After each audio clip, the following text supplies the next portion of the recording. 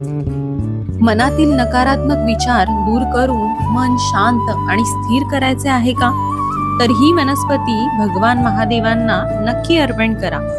दमनक चतुर्दशी, ज्याला दमनक चौदस असेही म्हणतात, ही चैत्र महिन्यातील कृष्ण पक्षाच्या चतुर्दशीला येते, जी भगवान महादेव आणि विष्णूंशी संबंधित आहे.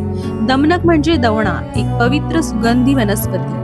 दमन म्हणजे नियंत्रण, त्यामुळे ही वनस्पती मन आणि इंद्रियांवरील नियंत्रणाचे प्रतीक मानली जाते. शास्त्रानुसार या दिवशी भगवान महादेवांना दमनक अर्पण केल्याने काम, क्रोध आणि लोभ शांत होतात. तसेच वृंदावनात हा दिवस श्रीकृष्णाच्या होळी उत्सवाशीही जोडलेला आहे.